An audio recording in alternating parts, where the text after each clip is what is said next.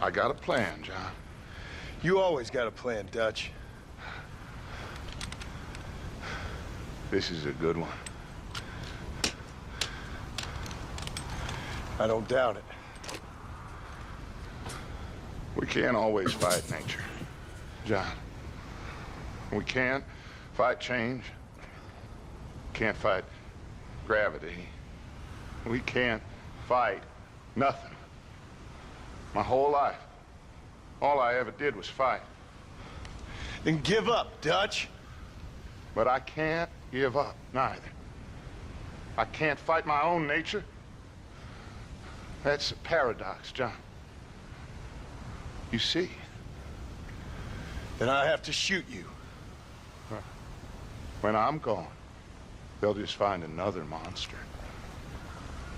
They have to. Because they have to justify their wages. That's their business.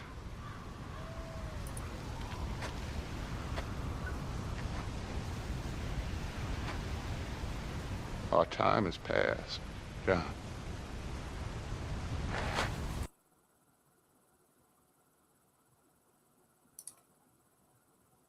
Hello. I like it. I like it a lot. It's a good one. Hello, everybody. Welcome to the Living Well Show. My name is Dr. Perin. With me is my co-host and producer, Pablo Madrigal. Hello, everybody. Today we are doing part 2 of our Psychology of Red Dead Redemption 2 series, and we're going to be focusing on Dutch van der Linde of the Dutch van der Linde gang.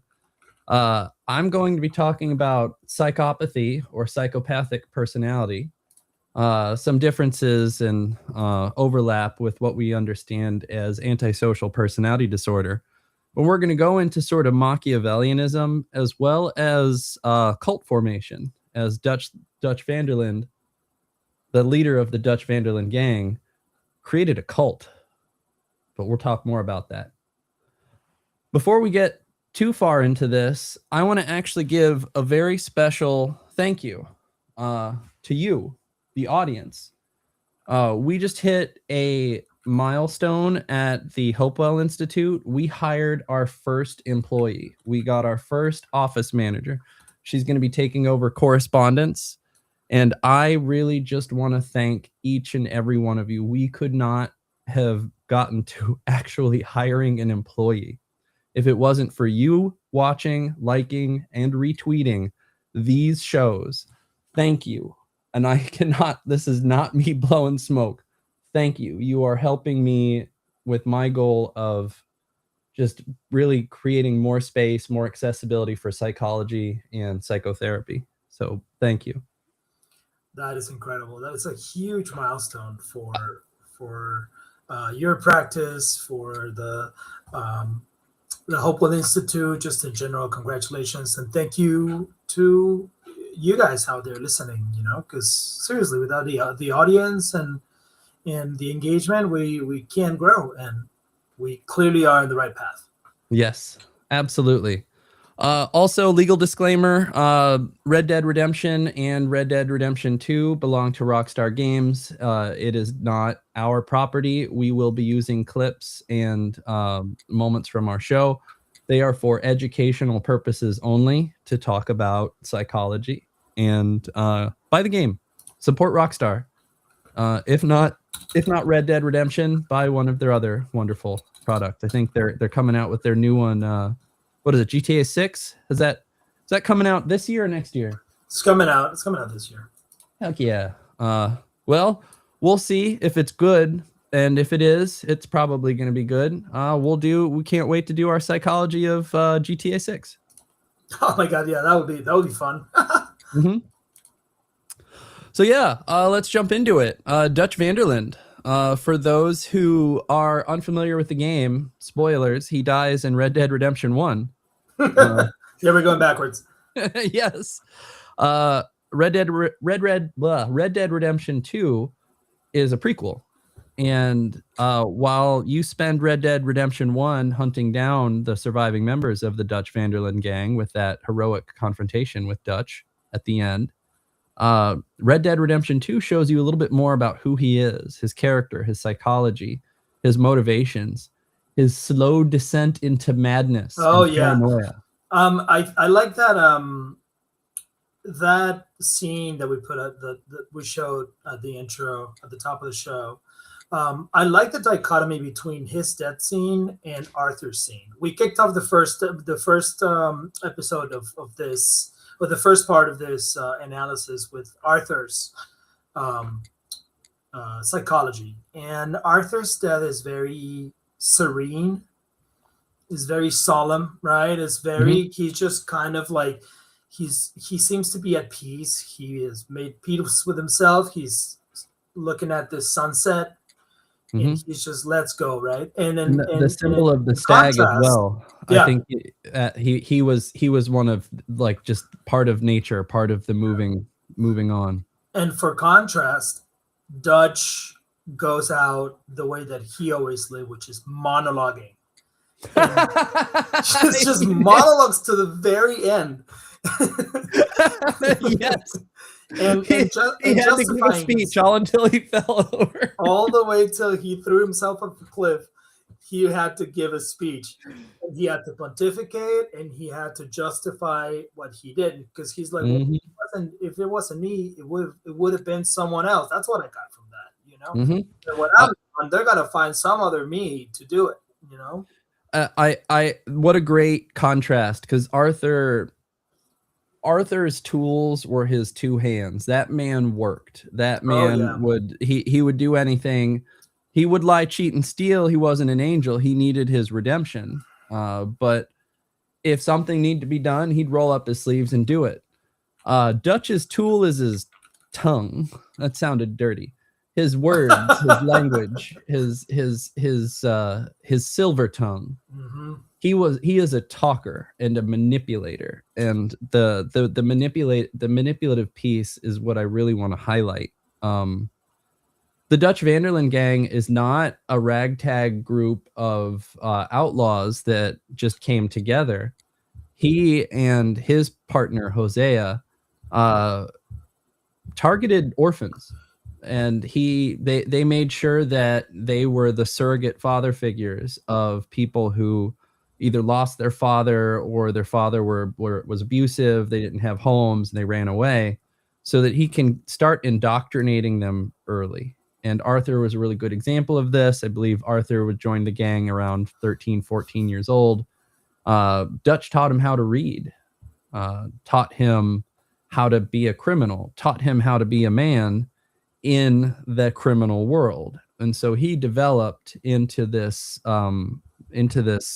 sort of anti-hero figure through manipulation. And he wasn't the only one. The hero of Red Dead 1, John Marston, yeah, also picked up as a teenager. Same thing.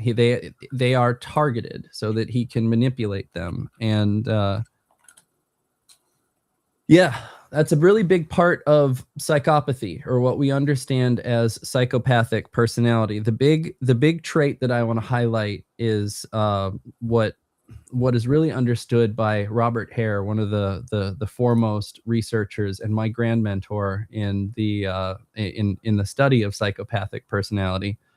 Glib superficial charm. Glib, superficial charm. He's very talkative and he's very charming, but it is all superficial. He is a liar. He, as we're introduced to him in the beginning of Red Dead 2, we know that a robbery went south. They knew that something bad happened and they had to get out of town and they didn't have their money. But Dutch was, the whole time he was going, oh, if I could trade places with any of those who died, I would, but we have to keep moving forward. You find out he gives that speech throughout the whole game. Anytime someone dies, he uses the same words. If I could trade places with them, you all know that I would. We find out later that he was the cause of it. We don't even find out that much later, because the protagonist talks with everybody. Hey, what happened? Oh, Dutch shot a woman. What? Yeah, Micah was talking in his ear, and it turned south. And yeah, but Dutch was going, oh, it was just everything went down, and thanks to me, we got out of there. No, because of you, it went south. It's all twisting the narrative. That was the glib and superficial charm. One of the things that I really want to highlight, diagnostically speaking, is that psychopathic personality is no longer recognized in our diagnostic and statistical manuals. It was merged with what we understand as antisocial personality disorder, which is a pervasive, lifelong disorder of just, you see, they're filled with, prisons are filled with antisocial personality. So while this was kind of merged in the diagnostic literature, the actual ongoing study of psychopathy, it's paramount in forensic psychology in prisons and courtrooms. They still separate it.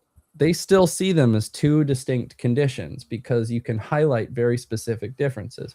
One of the biggest differences, a lot of people can kind of understand it on an IQ spectrum. A low IQ psychopath looks a lot like someone who's antisocial. And I can tell you there is nothing more terrifying to me than a high IQ psychopath, period. They terrify me. They keep me up at night. And Dutch is that example. He is a high IQ psychopath. But one of the difference that I really want to highlight is that someone who's antisocial, if they think you deserve to be punched in the face, they're going to punch you in the face. If they know there's going to be a consequence, they don't care. If they know they're going to go to jail and get arrested, that's fine. He deserved to get hit in the face. A psychopath takes that one extra step of going, well, I don't want the consequences. So how do I move the chessboard? How do I move the pieces around so that I can still get to punch him in the face, but that I don't go to jail? It is that one extra layer of manipulation, of pre-planning that we don't see in the traditional antisocial personality disorder. And one of the reasons why I say the low IQ psychopath looks a lot like the antisocial is because they're not good at it and they get caught. The ones who are good at it, God have mercy on their soul. I won't go into some of the detail, but one of the most common indicators of psychopaths is it shows up in children. I'm going to slow down just a little bit. We do differentiate between primary psychopathy and secondary psychopathy. Primary psychopaths, they're born that way. And it's a neurodivergent condition. Like their brains look different than non-psychopathic brains. They have very limited pro-social emotions. They murder animals, they light fires, they commit crimes really early on, and they show no remorse, like zero empathy. They don't really care about the harm that they do. The classic putting a cat in a bag and beating it to death type thing. Yes. And it's actually terrifying, but the primary psychopaths are often identified early, and it's good that they're identified early because we can either isolate them from society or we can begin empathy training. The best bet a psychopathic child has is early intervention, early behavioral intervention, earlier empathy training, especially around facial expressions. We can learn a lot about this range of the human face. Psychopaths can't differentiate between disgust and sadness and anger. So if somebody's crying while they're punching them, they'll go, "This guy's mad at me for hitting him. What an asshole! I'm gonna hit him harder." There's just a missing piece there. And if somebody is an adult and they're high in psychopathic traits, they don't come to therapy for empathy training so they can be more empathetic. They go to therapy for empathy training so that they can get better at manipulating people. Okay. So if Dutch came to me for therapy, it wouldn't be, oh, I just want to be more honest and I want to be able to be a contributing member to society. He'd say that, but that wouldn't be his goal. His goal would be to learn how to manipulate people better. If he understood that he would struggle with recognizing emotions on somebody's face, he would go, well, tell me how I can better recognize emotions on a face. so that I can rob them, so that I can trick them more. Yeah. We- So that he can recruit people easier, and so that he can get he's more a master manipulator. Yes. And he knows from the beginning, he knows that he is what he's doing. He's very aware. Oh yes, it's deliberate. That manipulative piece is like the key theme that we're going to be talking about in this hour, is that he knows exactly what he's doing. Now, I also mentioned secondary psychopathy. These are people who may be like you or me, but we, based off of our life experiences, either cumulative or repeated trauma, actually research demonstrates that extreme neglect, has a higher chance of people developing psychopathy than abuse. If they are ignored, if they are unfed, if they are left to their own devices, they are going to have their pro-social emotions are going to slowly degrade. It's almost like a hungry dog or a scavenger. You don't really care who you step on to get your needs met. But we don't have to go down that road so much. What the importance of secondary psychopathy is that you can make a psychopath. There is perhaps one of the best examples that I have. I'm blanking on his name. He was arrested for a crime in the 1800s, went to prison, and he was in prison for like 18 years or something. And they found out that somebody else did it, and he was released from prison. But he was in prison for a long time, and because he was put on a chain gang, he got very big. He got very muscular, and he developed into a serial killer who, after released from prison, went on a spree of murdering and raping because he was treated so horribly in prison for a crime that he didn't commit. And he was strong. He could lift people up and just break their necks. I'm going to find his name probably in a follow-up episode. But the reason I share that is you can be made into a psychopath. Now, Dutch is very likely a primary psychopath because he's very healthy and he's very happy in the beginning of the show, the game, the story. And because events happen throughout the story, he becomes more and more dysregulated. He becomes more and more paranoid. And because of that, he starts making more and more mistakes. In fact, the big change happens when he is put onto a prison island. Can I actually, dude, that's so funny that you brought this up. It's like it's almost like we sounds like we both played this game. It's like we almost, yeah, exactly. Here, check this out. Excuse me. Check this out. Trigger warning. This is a tough scene to watch. No trigger warnings. No trigger I'm against trigger warnings. Trigger warnings raise anxiety. And if you're watching this show, you're probably not a coward. You're ready for it. Heads up. More. Pay now. Dutch? What are you doing? Jesus. Easy, Dutch. What was that?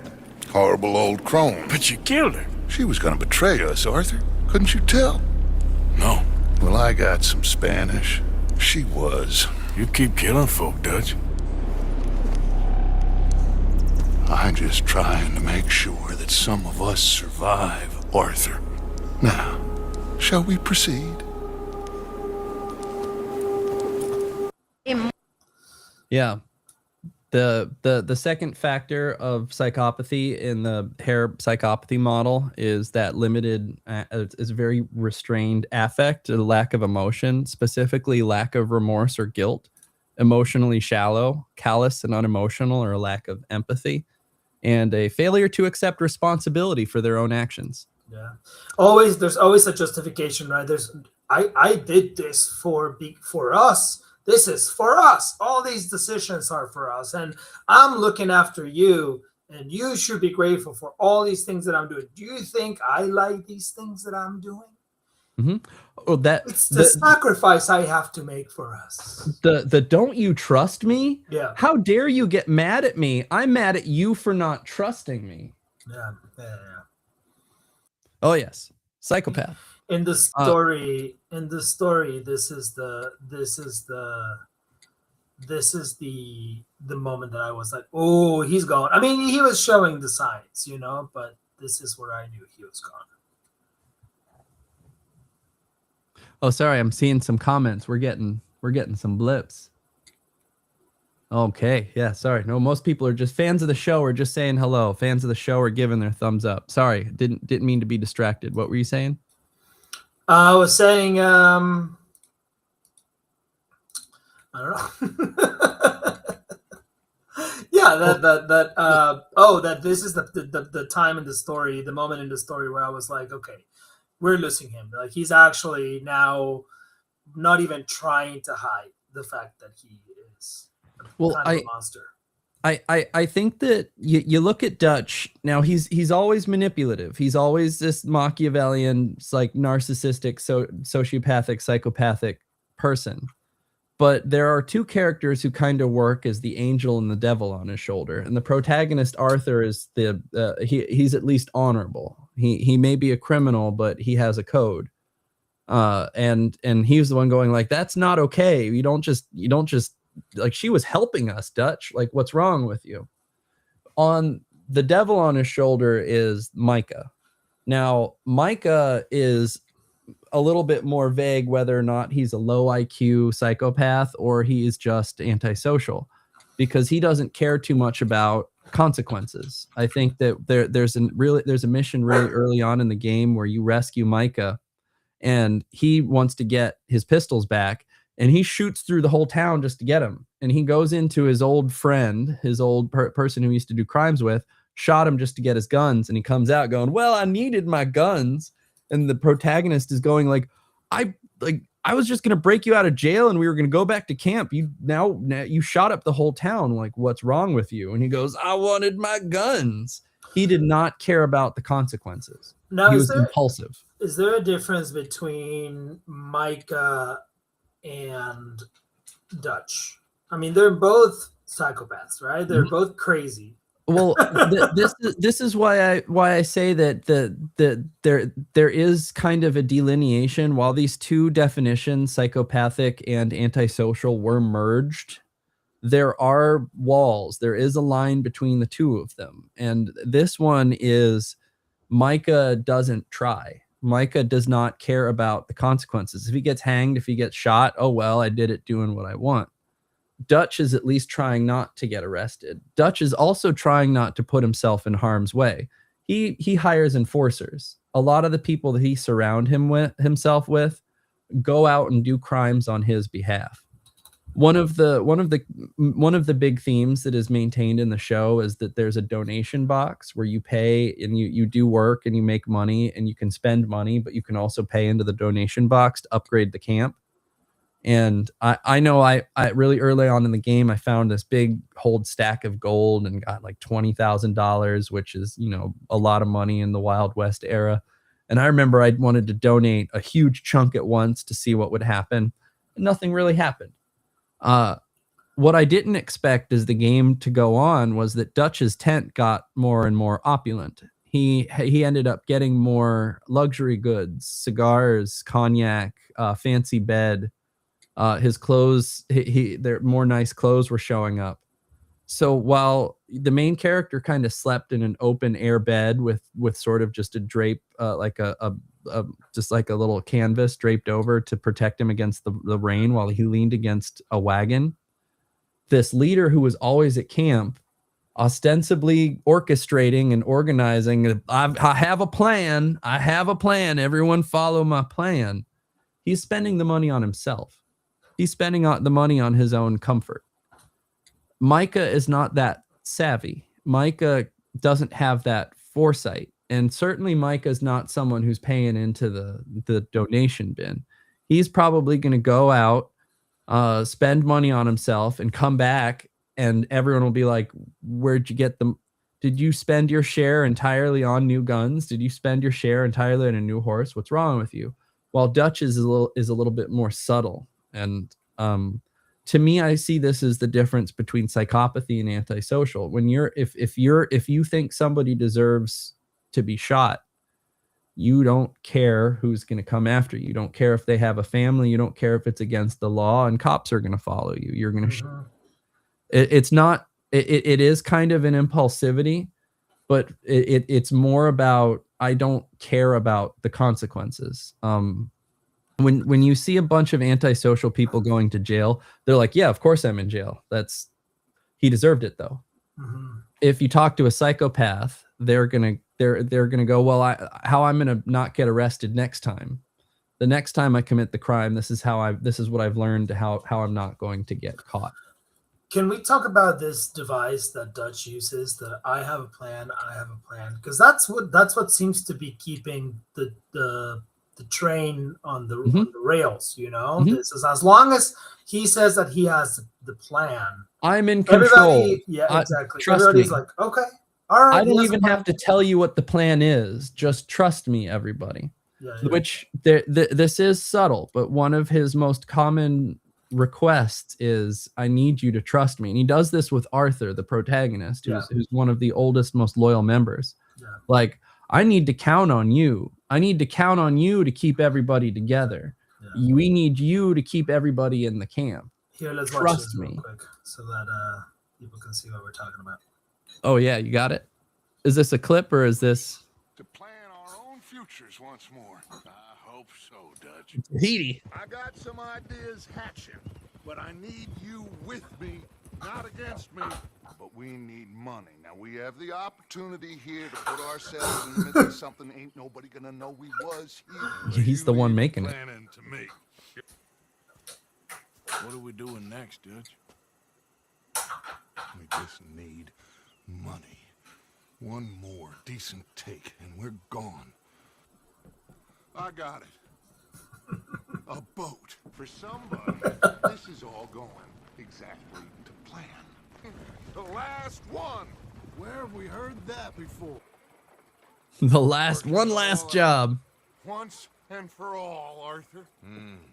See, I love this one actually. I remember this one. They're in the bayou, and Arthur approaches, and this guy's just sitting there kicking it, Working it all out. smoking his cigar. For all, Everybody's busting their asses, and he's just, I got it all figured out. Well, yeah, I'm planning. I'm thinking.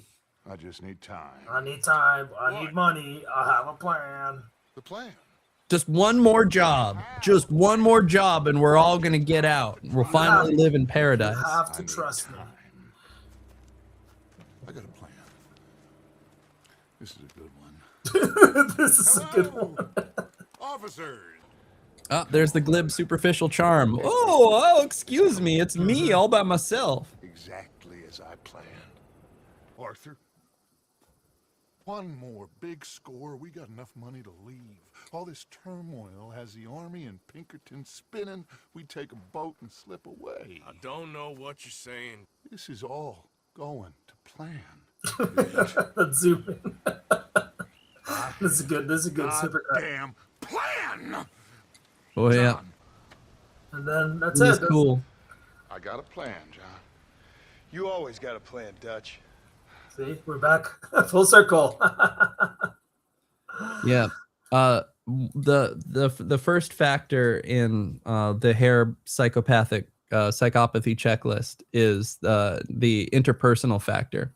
The glib superficial charm, grandiose sense of self-worth, pathological lying, and the conning manipulative behavior. Dutch, and Dutch. That manipulative piece is so important, and that when he is unable to maintain control, when he does not have the trust of the people around him, you notice that he gets angrier. You notice that he gets more dysregulated. I believe crashes out. He has a crash out, I believe is the term nowadays. Yeah, he crashes out because he's losing control. And I think one of my favorite things is that he has these large, grandiose speeches, and he he gives a speech almost like a preacher, and he's just so confident, and everything is just so perfectly worded. And then you go to his tent and you find that he's written that whole speech out, that he practiced it, and it made it seem as if it just came out of nowhere. Like, everybody, I'd just like to say a few words. He's been preparing. He has been carefully crafting the words of his manipulation. And sometimes he reuses it. You catch him using his speeches a second time, sounding as if he's making it up as he goes along, but it's rehearsed, it's practiced. That glib, superficial charm is very real. When I was working, I should probably preface this. I brought this up in an earlier show, but I'm going to say it again. I spent 2 years in a psychopathy research lab. I researched psychopathic personality with Dr. Ava Kamonis, and we worked in 4 detention facilities, 2 for general offenders, 2 for sex offenders. One of them were for serious, one of each were for serious crimes. So one of the general offenders was for serious criminal offenses like murder, and the other one was for serious sexual violent crimes. We looked at the development of psychopathic traits. So we focused on juvenile detention facilities. These were children. These were under 18, and they have already committed some of the most heinous crimes that humans are capable of committing. And when we couldn't identify people for our trials, or we were in a rush to identify people, I would go to the guard and I'd say, "Who do you like the best?" And that's who we would find, and they would have the high psychopathic traits because they were charming. One of the reasons why we made sure that we read the narratives, we got access to the crimes that they committed, but we waited until after we did our protocols. We did Stroop tests. We did facial expression tests. We gave the PCLR, the hair psychopathic inventory. Then we would learn what crimes they did. And I can remember distinctly this one little kid. He was a little guy. He was kind of scrawny and he was kind of small, and he was just so eager to please. And every kid just like consulted him and bullied him. And I was even getting kind of protective. Yeah, he might have been a little impulsive. He kind of reminded me when I was an ADHD kid, like high energy kid, but he was also just a little guy. And I was just like, hey, stop picking on the little kid. Like, hey, yeah, he's a little annoying, but like you guys are really picking on him. After we completed the protocol, I read what he did to get there, and God have mercy on his soul. And I remember walking away, and that was probably one of the biggest life lessons that I learned, is that I actually was compelled. Like I had sympathy for this kid. I got a little protective of him. And that's part of what we were studying. Like, they have almost a supernatural, people who are high IQ psychopaths have an almost supernatural ability to draw people in, to compel them, to sometimes even make them feel sympathy. And that's part of their manipulation tactic. And this is why I say there is very little in this world that terrifies me more than a high IQ psychopath. Mm-hmm. Now, there are a lot of them out there. There are more out there than you would think. A lot of them are in Fortune 500 companies. Some of them are kind of in middle to high management. People do talk about CEOs, but very often the people who are hired for hatchet men are psychopaths. Hatchet men, as in they're the ones who you call in to downsize and fire people. If you have somebody crying saying, "I just got a second mortgage on my house, my wife is pregnant, my kid just lost his tooth, and I need to get him new glasses," a psychopath won't care. You're fired. Yeah. Well, who is this? Do you remember the woman that was the CEO of that pharmaceutical company? And you don't remember that? Oh my God! Why? No, tell me about it. Hold on a second. Continue. I'll pull it up in just a moment. Well, there are a lot of psychopaths out there that aren't cruel. They aren't like looking around who they can like murder and chop off their heads and eat their flesh.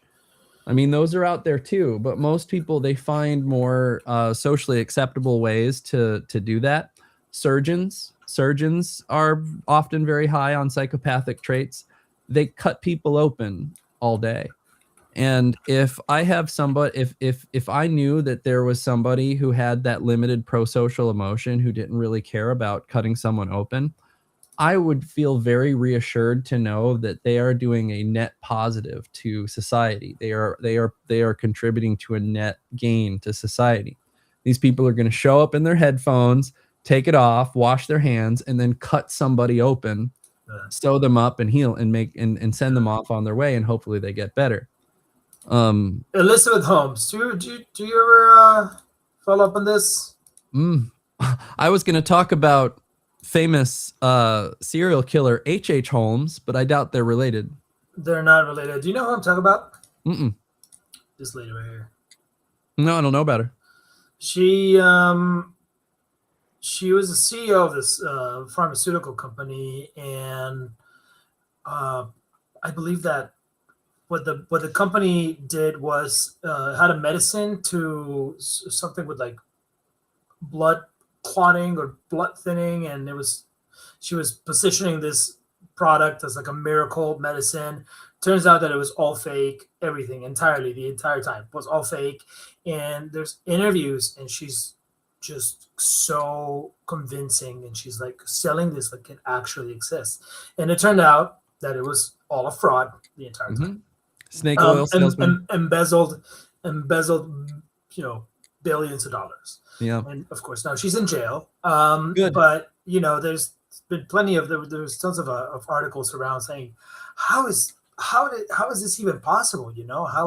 How can someone just so blatantly and openly and without any seeming remorse steal all this money, defraud all these people, lie to all the patients, blah blah blah blah, and still go on recorded interviews and such, and just spill out these lies and not thinking that they're gonna get caught eventually. Practice. Yeah. She hadn't been caught, and she's been practicing so long that she got confident. I brought up H.H. Holmes, the Devil in the White City, the Chicago boy. He is atypical for a psychopath because he got an education. He went to college and he became a physician. Most psychopaths don't go to college. They find other manipulative ways to get their needs met. And college is an investment. Graduate school is an investment. Becoming a physician is an investment.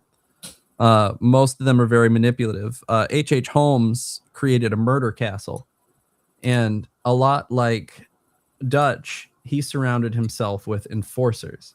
And it was through the use of enforcers that he could essentially impose his will. H.H. Holmes' primary enforcer, he kept manipulated by saying that his family was on the move and he was taking care of his family.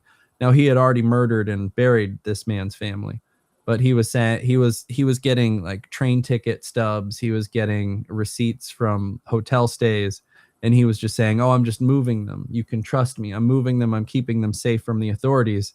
Go and continue committing crimes on my behalf." And it's that level of manipulation that really highlights this high functioning, high IQ psychopath. They don't care. The term masking was actually first used to describe psychopathy. Now masking is popularly used for autism. And what is masking?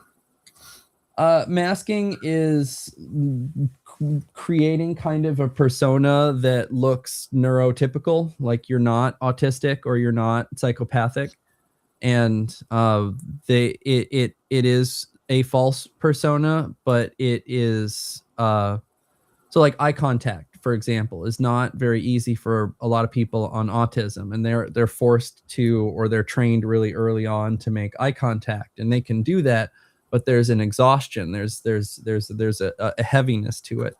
A lot of them also feel anxiety because they're aware that if they're found out or if their mask slips, some people might find them odd or unappealing in some way. They've been rejected a lot. They've been rejected a lot in their youth, and they've been rejected a lot in their early adulthood in ways that there's a lot of anxiety around masking. They're afraid of being found out, or they're afraid of not being able to maintain it. A psychopath, by contrast, does not, like, there's no anxiety. If they're misdirecting from some traits, like the misdirection is key. Don't notice my autistic traits. Look how normal and human I am. Is that the and does that come in the way of that charisma, that glib charisma? It can, yes. But again, a lot of people with autism, they're actually not that good at it. With love, I work with people who are autistic, but you can spot them. Like, you can go, oh, he's a little bit of a weirdo, or he's trying. A lot of them, you can tell really on that they care. And it's that anxiety piece. Like, they care. They want to be included. They want to belong. They want to participate. But they have a neurodevelopmental disorder of relating and communicating, and so it's hard. Or they face a lot of rejection in social spheres. Psychopaths do not care. They don't care if they're rejected. Their frustration is more that they're losing the con, or they're losing the manipulation. That one affect piece, like if they're masking and they're anxious, it's very unlikely that they're psychopaths. If they're masking and they don't care, their heart rate does not change. They could lie, cheat, and steal, and then sleep like a baby. It's actually very likely that autism is not their most likely diagnosis. Now, this is just one spectrum. I don't want to say that the only difference between someone who's autistic and someone who's psychopathic is that they have that narrowed range of affect. But very often people just see the masking and they go, oh, you're masking? Well, you must be autistic. Not necessarily. What are they masking? How are they masking? And what is their range of affect? Because that could demonstrate whether it's an avoidant personality, a psychopathic personality. Heck, even narcissists mask, though it's more of a grandiose mask. It's more of grandiose. Look at how great I am. Look at how well I'm doing. And then they go back home and they cry because they're actually very vulnerable and sad. A lot of these people enter autism communities and they just wreak absolute havoc. It's awful. They'll con people out of money. They'll start couch surfing. They'll feign very serious disability for financial gain. They're much less likely to actually work on and develop. They're trying to find shortcuts to get their needs met. We see this with Dutch, just the remorselessness in which he murders, in which he even lies to his closest confidants, the way he manipulates those closest to him. And I know sort of towards the end, he gets annoyed and he's mad at Micah because he just liked. I don't want to say that it was because he missed Arthur and that he wanted Micah to be punished for that, but I think it was a very real awareness that Arthur was much more effective. He was much more reliable, and Micah might be loyal, but he was a loose cannon. Oh yeah. Oh, you took the word right out of my mouth. Yeah, he's a total loose cannon. Yeah. But yeah, oh gosh, there is nothing in this world that terrifies me more than a high IQ psychopath, because they can do 4D chess. They can think 12 steps ahead. And when I was working in the psychopathy lab, eventually, you would get that remorseless behavior. Sometimes you would get people who maybe it was like a minor drug offense. They'd go, oh, I learned my lesson. I'm not going to get caught again, whether or not they're lying. This sucks, man. I hate this place. I ain't coming back. I'm going the straight and narrow. And then there are some people where their heart rate doesn't change. They're like, yeah, I know what not to do next time. Yeah. And well, it makes me think for Dutch as well, that the only reason why he kind of went on this decline is because the world kind of sort of started closing in on him. But if the setting had been 20 years before, 10 years before, he probably could have grown to be old and die of old age and never been found out, right? Oh, yeah. He only got caught, and all this stuff in the story happened because they started making mistakes because they were being chased, and it was just not a time for cowboys anymore, right? The West was Well, kind of the historical piece is very real. The United States was coming to them. I think we touched upon this in our first show that uh, there was a part of it that was not federal, and Tombstone is the most famous. Like, it was an independent city. They elected their own officials and they policed they had their own rules. It was not a part of the United States. It was in America, but it was not a part of the United States. And the Pinkertons, which are a precursor to a lot of federal enforcement agencies, were a private investigation group. They were private investigators. You would hire them to do your dirty work. They were not federal agents. The United States military and the Western expansion, especially the what we know as the Manifest Destiny in the United States, was like, go and claim and make it all America. But a lot of these frontier towns were like, no, we want to keep policing ourselves. We're mountain men. We're in Dutch cases, we're outlaws. They could do that until people got tired of all of the murdering. And so they had to have actual agents of the United States Army, take these territories and start enforcing them. When we started seeing marshals, when we started seeing, because there was a difference between the sheriff and the marshal. The marshal was federal, the sheriff was local. The sheriff was usually elected by the town, and there were famous sheriffs. Who's from the movie Tombstone? Wyatt Earp. Wyatt Earp was a famous marshal, and he there were times where he was not very good at it, and he would move to another town and he'd say, I'm a marshal if you'll hire, or sorry, I'm a sheriff. You can just hire me for the sheriff job. And he would get the sheriff job until they didn't need him anymore, or the United States came to the country, and he kept moving west until he found himself in California. I think at one point in time he became a referee for boxing.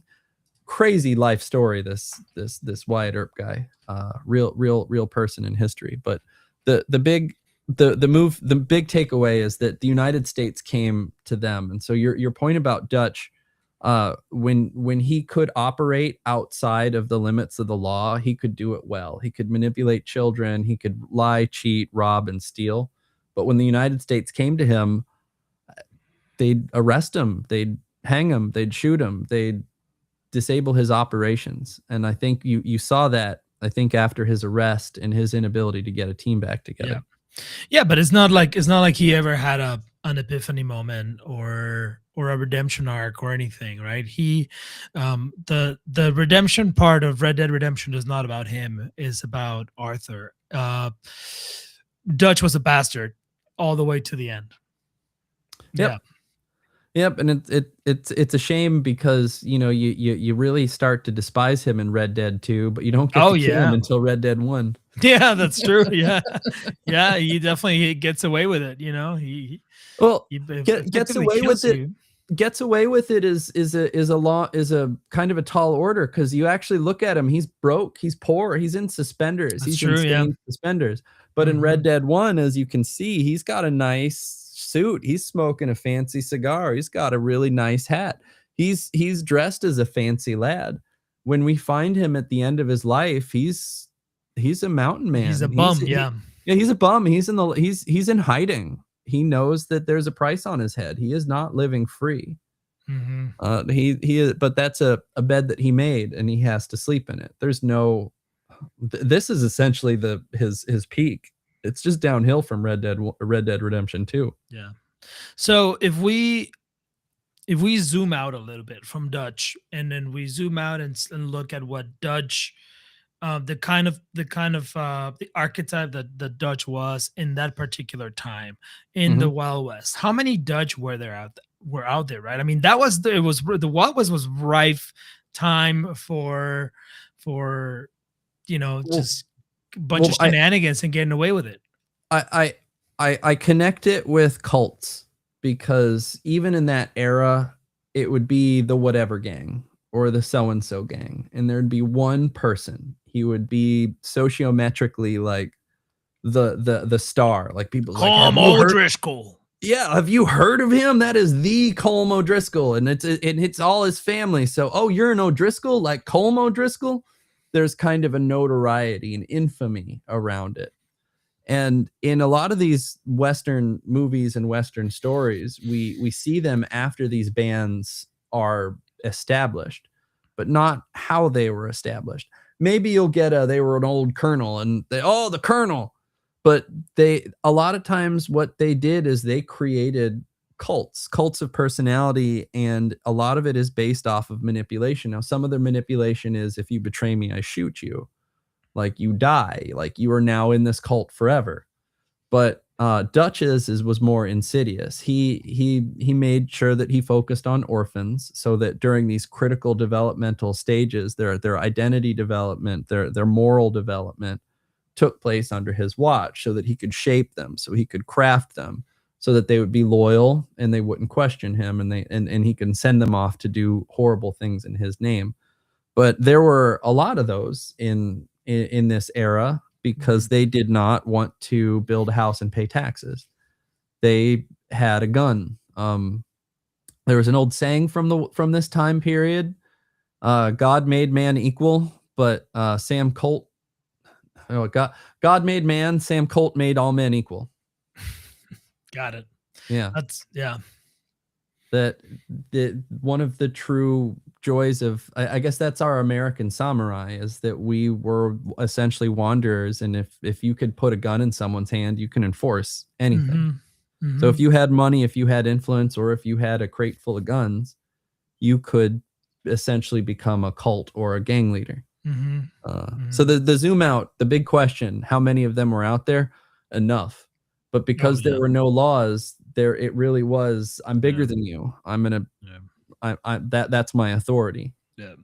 And there's still a lot of Dutch Vanderlins out there today. You know, there's how many cults are out there today? Well, religion is now the way to do it, because you can't just get a posse together and a bunch of horses. I think you get that Waco, the Waco event, where you get a bunch of people where they armed themselves, and their little cult was they created kind of a paramilitary group around it, and the FBI said nope and burnt them to the ground.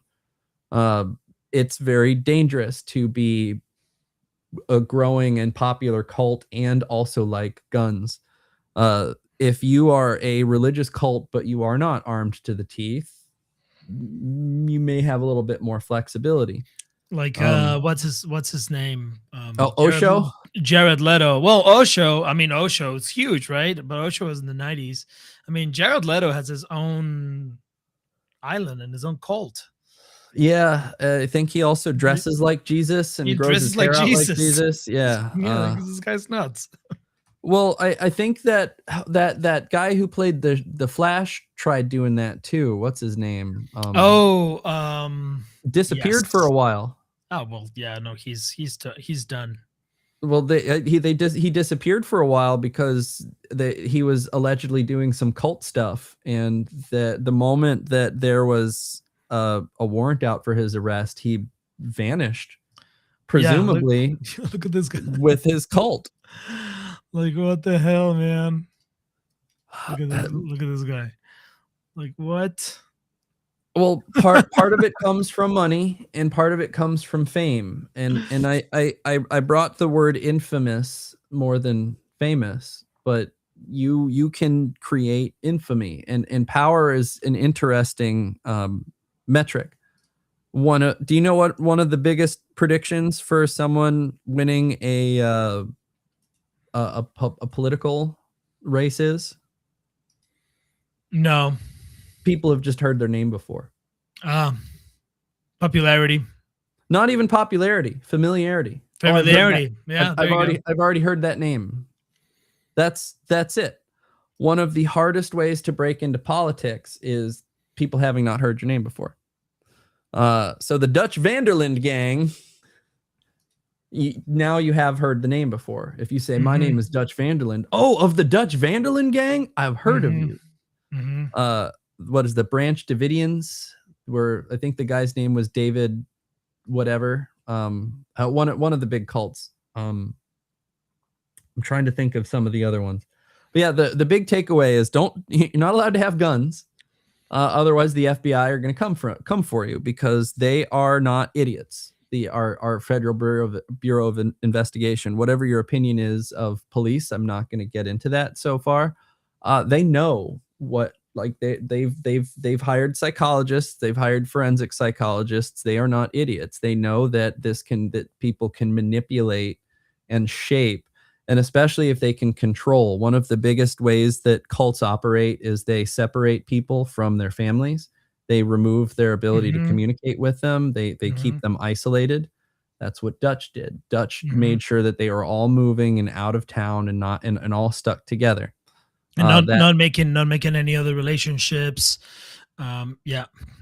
Yeah, but that's a key part of it. So like the FBI knows that there are some shenanigans. So even though people may be following the law, or the American, we are a nation of laws, they know when the odor isn't, and when there's an odor to it. Religion is one of the quickest ways to do it. But that's not new. Even kings and emperors throughout history, one of the terms is divine mandate. Oh, well, I'm descended from this was Egypt. Oh, we're descended from the sun god. Like the pharaohs, it's a direct line to God. The emperor of Japan, I think, is a 4 or 5,000 year great descendants from a god. It's it the England has always been a divine mandate. Like God protected this house, or God chose this house. Um, you just, how do you say no to that? Oh, well, God said I should be in charge. Well, I don't speak to God, so maybe he's onto something. You prey on the vulnerable. If you actually ask a lot of these psychopaths, how do you choose your victims? One of the things that they say is, if they had a strong father, I stay away from them because that's a threat. But if they carry themselves meekly, like if they walk down the street and they're just kind of meek, they're a target. Mhm. There is that manipulative piece. Like they know who their targets are, and they know how to they know how to be con men. They know how to play them exactly into their pocket. uh I kind of want to end with this. One of my favorite books was actually written by Houdini. Oh. He wrote, I'm gonna blank on the title. I think it's The Good Way to Do Bad. He wrote about con men. He wrote about misdirection. He wrote about how to lie, cheat, and steal, and fake, how to like break out of stuff, what he was known for. And everyone said like, "Oh my gosh, why would you write a book about manipulation and coercion?" And he said, well, if you know how to do it, you can protect yourself from it. You can go, hey, this guy's using chapter 3. That SOB's trying to manipulate me. Hey, you live in Chicago. You've been on the subway. How many times has somebody come up to you ostensibly trying to raise a donation for maybe like a youth group or something that's wholesome, something that's really inspiring? But Yeah. you just, it's something. There's Either something. they're smiling too big, or they're bringing the too much energy, or there's just maybe their voice is just up one more octave as they're trying to convince you, but something, and you're going, I don't trust you. Like you're a liar.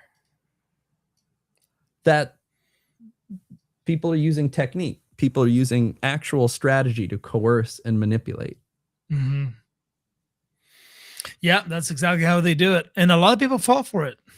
I'm a sucker. I once got sucked in from a homeless guy that had a veteran. Like, I'm a homeless veteran, and I'm like, Well, oh man, I'm a that tapped homeless into veteran. some string for you, man. Well, I That hit remember home. reaching out and giving him a 5 and asking him a question. Hey, what's your MOS? And he says, what's that? And I was like, you can't have ever served in the military and not know what an MOS is. That's the short term for your job. I was essentially asking what job you had in the military, but I was just like, I want that $5 back. I wish if it were still in my hand, I would have just like vice gripped and I would have been like, wait a minute, you fucking liar. Yeah. Yeah, man, that's how they get you. You know, they tap into, and I feel like that's something that I think about often when I hear about cults and people in these situations. I go, well, I would never fall for it. But I mean, the reality is that you never know, right? They catch you at a moment of vulnerability with a pitch that resonates with you, that maybe taps into some string or something, and next thing you know, you're, neck deep into some crazy shit, right? I have 3 degrees in psychology. I would be lying if I said that I could sniff out psychopathy. I can. There was a really popular guy on Twitter. Gosh, what was his name? Roman McClay. I remember he was very popular. He wrote this big book. His big claim to fame was the phrase, "Pain demands a response." And I tell you, man, I had conversations with him. I was like, hey, you're a psychopath. And he's like, yeah, I've studied psychopathy too. I have all of the symptoms. And he disappeared for a while and he popped back up on everybody's radar after almost mass killing. He was shot by a police officer before he got his 4th kill. But he was killed by a woman too. And I know how much that would have him twirling in his grave, but fuck him. I'm glad he was killed by a woman. What a great, no better comeuppance for such an evil man. But I really want to leave with this. I skipped over factor 2. We went with all of the other factors of psychopathy. Factor 3 is lifestyle. Need of stimulation and proneness to boredom, that sensation seeking behavior. Like they love jumping out of airplanes, they love riding motorcycles.